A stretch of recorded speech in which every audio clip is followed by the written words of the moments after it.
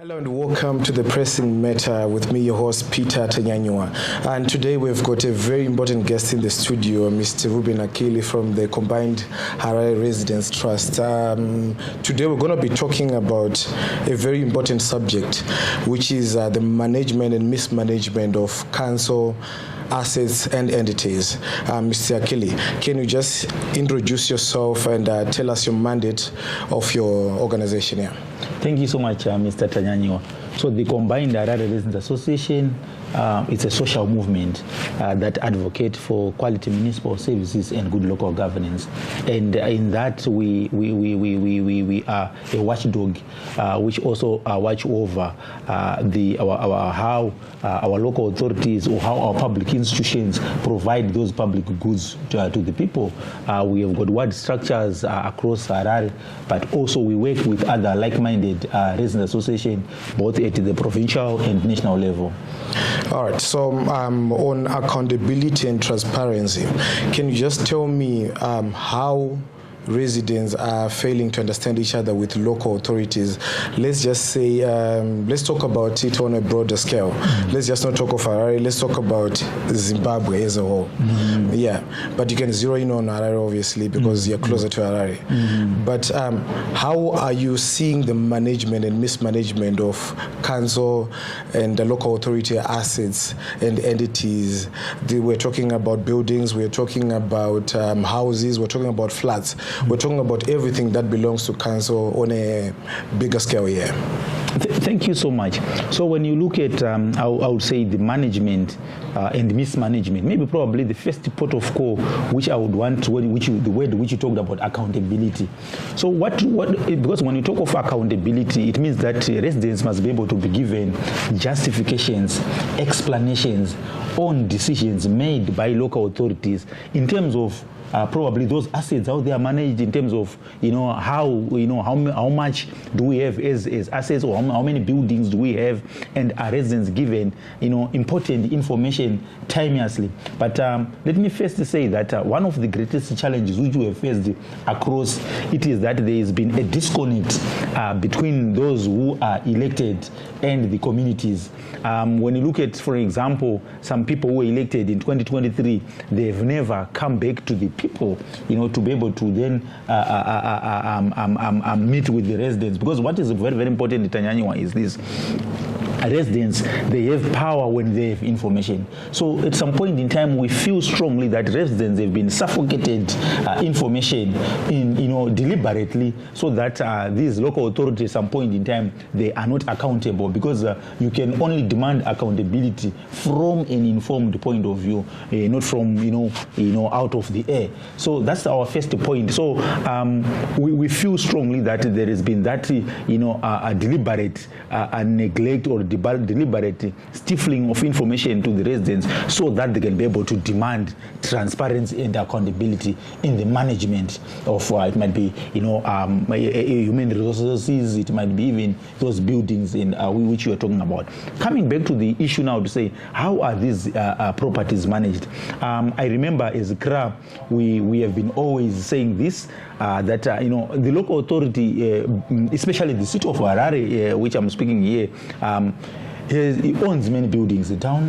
The parkade, we've got stadiums, we've got halls, we have got, I love my Jijobek lines in Mbari, and Mbari hostels, many houses. But you actually see that over the years, the local authority has been failing to rehabilitate these properties, and at some point in time we then pushed the local authority to say, colleagues, can you not just dispose, especially houses, these are houses, council rented properties, to the sitting tenants? They have a policy to that effect, and they made a resolution, and they started the process of doing that. But again, in doing so, we've actually seen that also there's been kind of like a snail pace in the implementation of such. But also, interestingly, we would have seen that there was an agenda which was sneaked in. So you realize what at first, when we were advocating for this, we say, pro-poor housing, isn't it, among the people who live in high-density suburbs, like Mbare, Joburg lines. But we saw the resolution now is now catering for medium-density houses, including medium-density houses. So you actually, like what happened previously, you actually see that the uptake of those who then buy the houses, it is more of like in the middle and low densities. And then in high-density areas, such houses are not bought.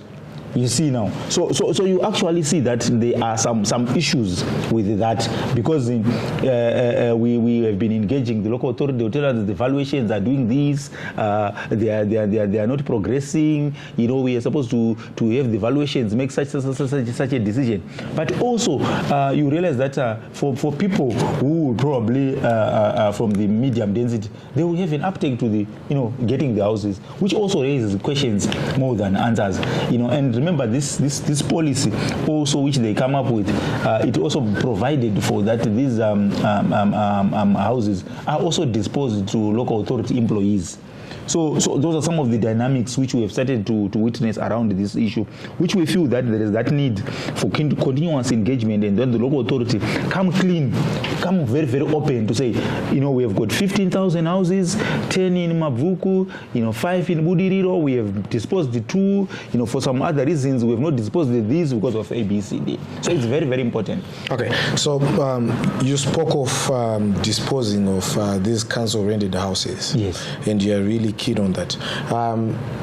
We were talking with many other residents associations, and they were really worried about council assets. They were actually saying that council was losing a lot of money because at some point probably they didn't know that they owned this building. Mm-hmm. So now what I want to know is, are you also keen on local authorities disposing, or rather declaring the assets that they actually own? Thank you so much.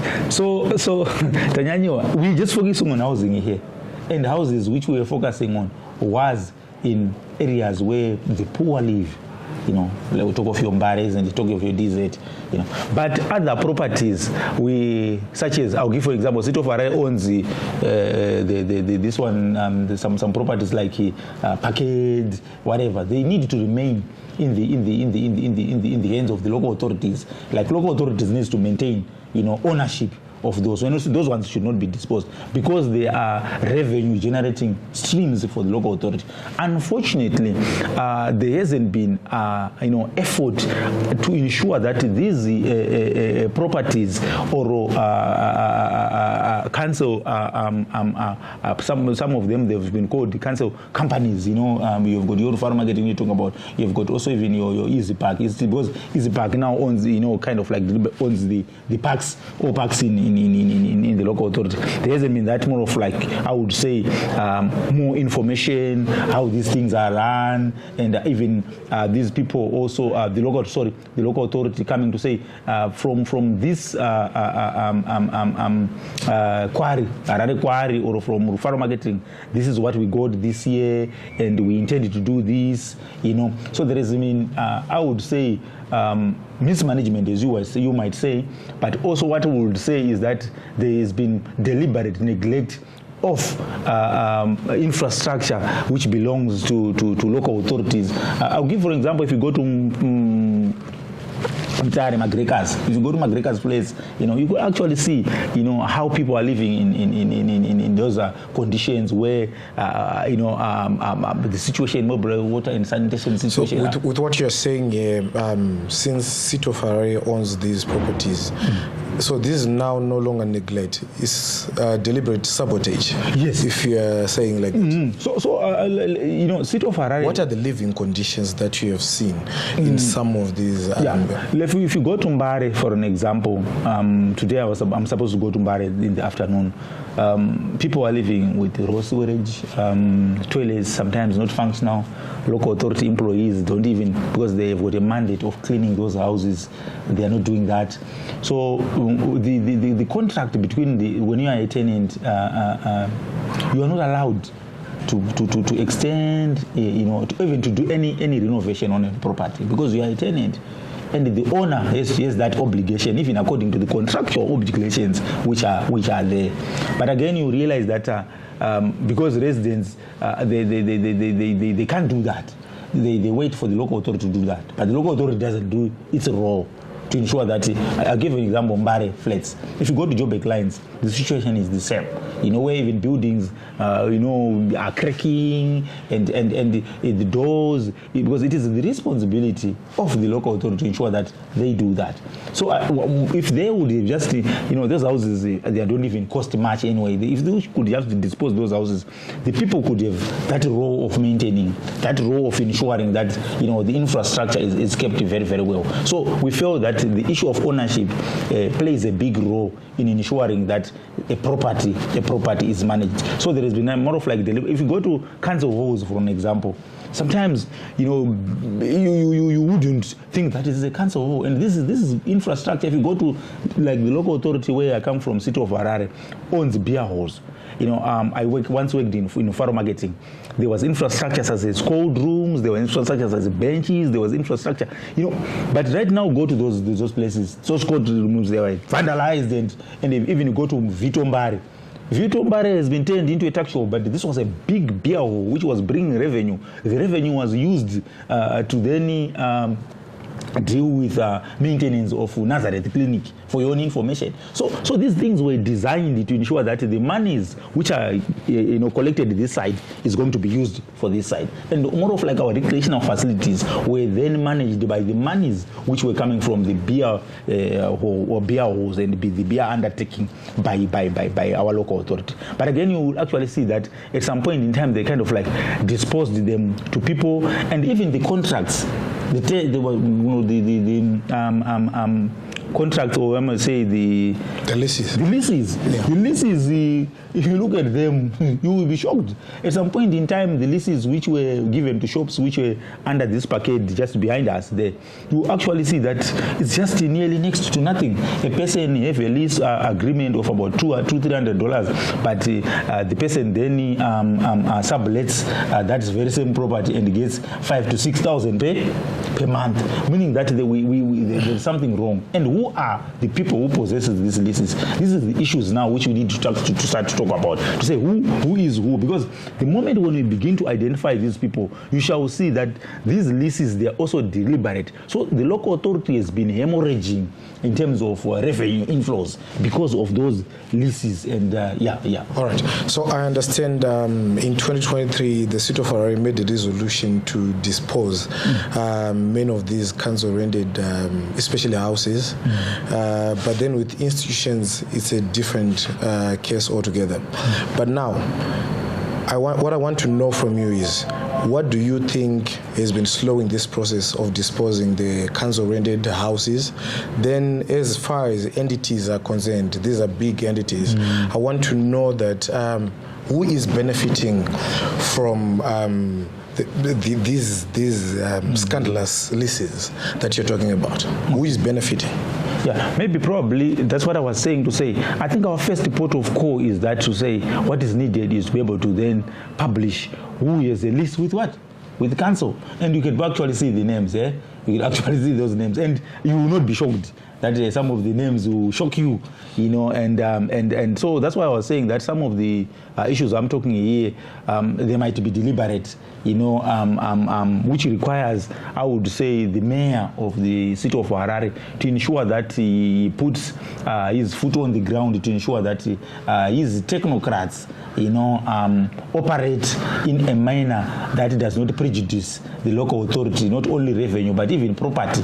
I think when you read the Constitution, it's very, very clear that it is the role of local authority employees to ensure that properties for public property is not misused or abused. It is the role of everyone who works within the public sector. But again, as we see, you would actually say it's opposite. So we call upon the mayor to say, how does he ensure that the property is misapplied, misappropriated, and the property doesn't fall in wrong, and even to the extent of losing some properties. We had at some point in time that they did not know how many beer halls they have, and but these things, Tanyanyiwa, goes back to the issues which we have been saying to say. Where is the ERP? Because people underestimate the issue of the ERP here. The ERP, Enterprise Resource Platform or Planning Platform, whatever, it's an electronic online system, which then Tanyanyiwa, you would say we have cameras here, they are booked in, which we say we have got a desk here, it's booked in, we have got workers here, how many are they, how many of their hours they are working per day, we have got cars, and that system collapses, and you want then to put it back, because remember we have BIQ, which was hosting the ERP.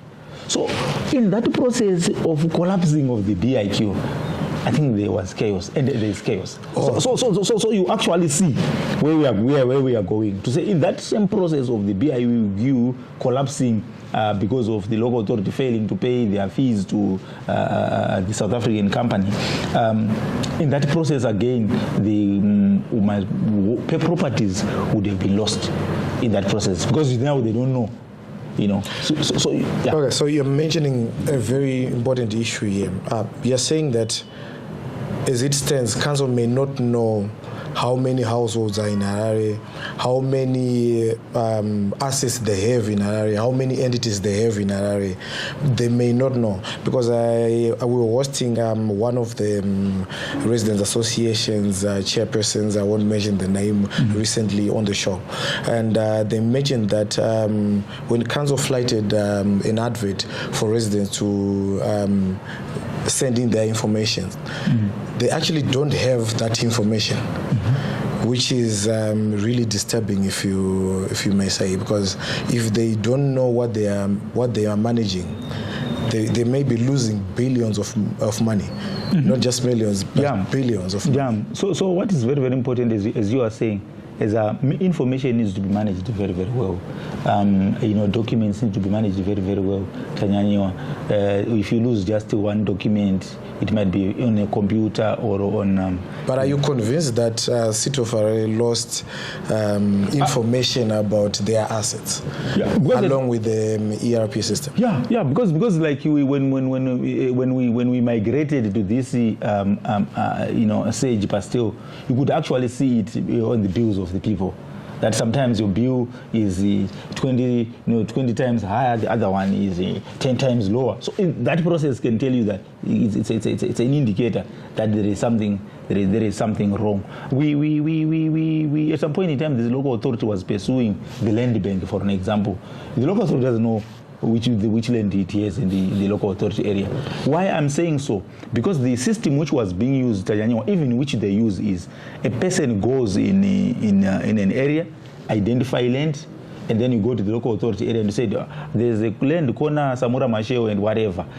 I want probably to buy it. They don't know. And probably they then come. I remember this time this lady was complaining, a resident who say she did the same. That was the process which they used to say a person, if you want to, even those so-called illegal land barons, even housing cooperatives, they go in an area, they locate an open space, and then the open space they go to the local authority to say this is an open space, we are proposing to put a church, or we are proposing to put houses, whatever. But actually, when a person does that, to help you understand that the local authority might not know. So when a person does that, he is told that, okay, we'll come back to you. And then the next following day, you see your colleague here now constructing on that piece of land. You could actually see that there is that disconnect in terms of information. Sometimes it is the residents. Now we have been helping. I think that's my conclusion. We have been helping the local authority identify its land within the local authority area, and I think we at some point in time, the environment committee and the planning department was pushing for a land bank, but unfortunately the agenda, collapsed because probably for some other reasons. There are some people probably who might be benefiting from that, because if they would have had a land bank, they would know, which commercial land do they have, which residential land do they have, which industrial land do they have, and then in that they start to manage it. But again, probably it's also a sad scenario, because people would have had their savings, then they're told to go and identify a piece of land. Then when they go, later on the rainy season come, and they are told that this is a wetland. You see. Yeah. And they'll wake up in the middle of the night, and the whole house is full of water. So like from that goes to the issues around land use planning. To say, even when you look at the issue how the land has been used, if the local authority has a land bank, would actually see that, say, this land, it's a wetland. It's an ecological, that's a good way to put it, ecologically sensitive area. Yeah. So it cannot be constructed, So, but because they don't know, even if you write to them down, maybe they will then come to say, okay, you said corner water, and then they go physically see it. But sometimes also they've been doing that, with technology, these people, planners, they are just sitting in their offices, and then, okay, they see it vacant, and then when it's vacant, and then they draw plans and whatever. And then when you then go there and say, okay, we have a stand, and you just see, it's a wetland, So that has been a very, very, very, very big challenge. But again, going back to the issue which you're talking about, to say the utilities or the companies, the council entities, from a residence perspective, we have always said that these entities must be able to then declare their dividends to the local authority, declare how much they are. Because remember, the local authority, it is the major stakeholder. In fact, if not a whole stakeholder. I remember when we were arguing as CRA, when a certain inquiry said the local authority, he owed it millions, and you said, but who owns the quarry? And you now owe. You're owing yourself. You're owing yourself. Yeah. So it becomes very, very, very, very, very, very interesting. But again, these are just indicators to show. Because I remember we were told that quarry was privatized, city parking was privatized, but then the mayor would go on record saying that these are entities that are under City of Harare. They are ours. And I remember recently he was saying that City of Harare, City Parking and Quarry, they've now gone into partnership to repair feeder roads in Harare. Yeah, that would be a good initiative, but I think we need to go beyond words here. That is very, very important, that we really need to start to see things moving. We are aware that I think maybe probably because of some, the transition of vehicle licensing going back to central government, it is kind of like crippled, the financing of roads.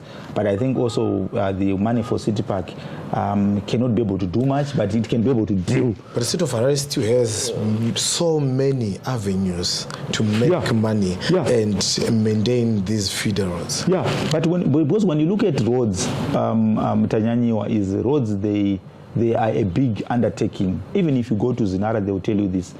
Because just probably a kilometer road from scratch, it will cost you nearly $1 million. And if you look at the infrastructure which the government is doing in terms of roads, you really need to understand. Zinara is still dispersing funds to City of Harare, and they recently did, and City of Harare acknowledged that Zinara dispersed. But you would actually see that they disperse. But I think maybe probably what is needed to say how much is sufficient. We really appreciate that, but again, the framework is how much is sufficient. But also even when the funds are then dispersed, they need to be ring-fenced to ensure that it works for its intended purposes. I think that is very, very important, and ensuring that we don't lose the revenue again, because we are lamenting over the loss of revenue. Okay, with City of Harare now, I think the problem, I don't know how you take it, but I think the problem was Zinara dispersed funds for roads, maintenance, and resurfacing. But then City of Harare has got a lot of responsibilities, and now residents, they are not getting service delivery, and now they are not paying. But City of Harare now needs to pay its employees. You won't go home without money. You're a city employee. You won't go home without money because we need to maintain a road. So I don't know how you would take that, because I'm sure they've said this. They've said this on record, that most of their funds, they are now going into paying salaries, which is really sad. I don't know how you take it as residents. Yeah, from a resident's perspective, what we would envisage is that the monies which is generated, whilst we appreciate that the the local authority has got, I would say, responsibility in terms of, remember we've got labor laws. So when someone is employed, even all of us here, the next month on Monday, if we don't get our salaries, you could actually sit outside sitting there, or we'll take you to court for that. So those are some of the obligations which the local authority has, and because maybe probably the pressure from the workers, it's more than the pressure from the residents, which I think that's where we will need to change to say, I think they need to balance. Their responsibility of paying workers, but also ensuring that even the little which is being paid there, it goes also towards self-delivery. It's very, very important. I remember at some point in time, Tanyanyiwa, together with the local authority itself, we went to Mavuku, an area, Tafara, an area which was not even receiving water. We talked with the residents, and the residents started paying rates, But again, there was no, alternating, to say the local authority then, alternates it's or probably, play its role to ensure that since the residents are paying, maybe probably the refuse trucks come, or even a little water come out of the tap, and that could have also sustained payment. So what is very, very important is that the monies which are paid by residents, in as much as we pay salaries, I think some of the money needs to go towards service provision. We appreciate that residents are not paying. This is another debate for another day, because it can even take long, because the issues of the billing system we were talking about, when the local authority doesn't know how much when the billing system is chaotic, it doesn't know even how much it is owed. But I think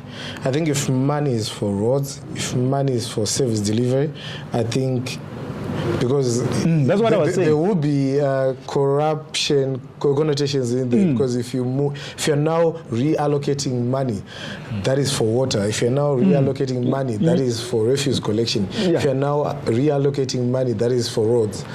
So that's what I was saying. It to other functions. I think it brings a whole different picture. Not picture, but outcomes. That's the outcome. You don't see services, isn't it? But what I was saying is, when that money is Tanyanyiwa are ring-fenced. When you say ring-fenced, the money is, if you get money for water, let it be used for what? For water. When you get money for roads, let it be used for what? For roads. It's very, very important. But again, that has been lacking within the local authority area, to ring-fence money. Like they get money for water. I think water was contributing around 30-40% of their revenue. But sometimes the money is not ring-fenced to say it goes towards water directly. So the roads issue you're talking about, if we have an account which is ring-fenced for that, a roads account, I think they have a roads account, it is used specifically for roads. That would help a lot. But again, because of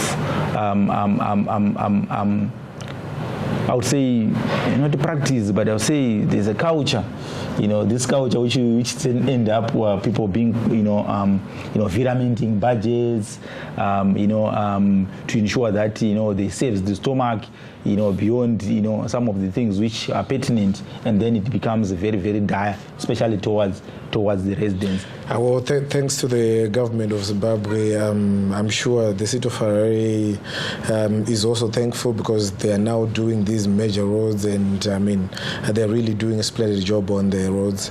And Council has been failing for so many years to maintain even a basic feeder road for so many years.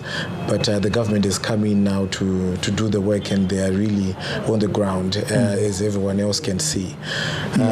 As of service delivery, I heard that, was it last week, City of Harare commissioned service delivery vehicles at Rufaro Stadium there. Let's just hope that they will put them to work, and maybe it will alleviate, especially refuse collection.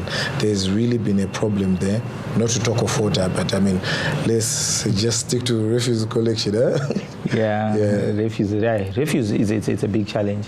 Tanyanyiwa, I think as we talk about these issues, we need to be very, very, very blunt on the issue of refuse collection.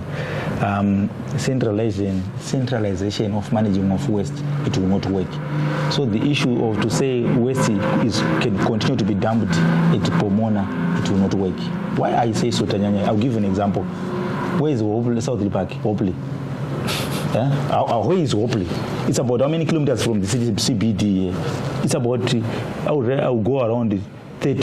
35 kilometers from the CBD. So we are saying a refuse truck collects refuse in Hopley, and then it want to dump it the other side of town, which is like 20 kilometers from town again, so 50 kilometers. So you're proposing different dump sites. Exactly, we decentralize. Exactly, we then decentralize. Management of what? Of waste. We need more dumping, I would say, waste dumping areas, isn't it? When it's managed in a decentralized manner, you realize that even solid waste management must start at community level. Thanks to the guys who pick waste and whatever, we've been trying to then use it for recycling, but the easiest way to manage waste is it can be managed the way it is generated. So we're saying, let's say this Eastern area, they managed it that, they've got their own whatever. So now we're now doing it at district level. Yes, probably, yeah, at that level. You will see it becomes very, very effective, less use of fuel, even traveling, to those who... But the City of Harare has always had this plan of decentralization of waste management at district level, but I'm sure the implementation now. Yeah, the implementation, I think the issue of implementation and also even in terms of, I would say, we need to start from somewhere, but sometimes people think that, you have to start big. You need to start from a corner. I gave, for example, Hopley, for an example. You could start with Hopley. I think they work together with Emma and ensure that they establish that dump site, there, and then to the eastern suburb, the same. Slow, these things can. But sometimes, when they've put these plans in their offices, they just want to wake up tomorrow and the whole country, it becomes very, very difficult to implement such. So it's very, very important that in terms of waste management, we really need it to be, even residents from our side, we really need to play a role in ensuring that we work together with the local authority, or residents work together with local authorities in terms of managing waste at community level. But also, more importantly, the local authority must be able to move away from this collect, dump. It's not sustainable. We really need to come up with mechanisms that recycling at community level. The local authority at some point in time, I don't know what happened to it. When Chibanda was still the director he was in charge with West. They had started this idea of establishing, these recycling centers. But again, I would say there's a lot of money in recycling. Yeah, to the communities now. It can then contribute towards what? Unemployment at community level. But also at the same time, it is managing waste. So it becomes, some people call it social enterprising. People begin to do that. I think if you go to other countries, the people have make a killing, using waste, and even, but we don't see it. I was laughing to someone to say, like your Japanese car. Let me give you an example. You buy your Japan car and it's collapsed. We see these guys, if you go into the service stations, they've made these big animals, using what? Those are the very same cars. The sheet metal from those cars is now being used, and some of them they are then sent back to those countries, isn't it? And we have closed the loop, and the people make money. I know a colleague who's making money. He send those big birds, big animals, back to the where even the car was constructed, and because they are dumping their cars here. We can also do the same, but in a creative manner, isn't it? And but again, getting money. So when waste is managed at community level, it can be able to help a long way in ensuring. But again, let me say this also before I forget. The local authority purchased the 10 refuse trucks in 2017, and they were not delivered until now. We are now in 2024. So 7 years later, we still have no trucks which were bought, paid for, not yet delivered. Are they not the ones who were delivered last week? We don't know. They are not the ones. They are not the ones. Those are refuse compactors bought but not delivered, paid for. Interestingly, they bought what they call double skip trucks, right? Double, those bins, it collects, it you have to carry two. Yeah. And then, but they were delivered single trucks. Single trucks. Okay. And quite interestingly, the local authority accepted the consignment, used it, probably discovered it after 5 months that it was a wrong consignment. That's deliberate from our. So these are the serious challenges which sometimes, because what we see is not what we see. So what we are seeing, refuse trucks not being delivered, we need to begin to ask ourselves, why have the trucks, who is supposed to supply those trucks, and who is who, in the supply chain of those trucks. The moment when we begin to talk about those things, we are now talking. It was taken to Parliament, but Parliament, I think it was time of COVID, we petitioned Parliament around that. But again, you actually see that the issue also had a natural death. These are the issues which we need to start to then unravel and ensure that local authority does not lose hemorrhage. It's money. Those are the monies which you are paying for rates. And it just, goes, into the drain like that. It is unacceptable. That's the reason why residents are not getting service delivery. It's simple. I think you can get it, because when you buy a car which is supposed to bring water and it's not supplied, and then when you don't have water, you can actually see that this is the truck which is supposed to carry refuse at my home. But yeah, we're a little hopeful because the government facilitated tractors to City of Harare, and City of Harare is now supposed to also get trailers. Then also there are service delivery vehicles that also were delivered to City of Harare.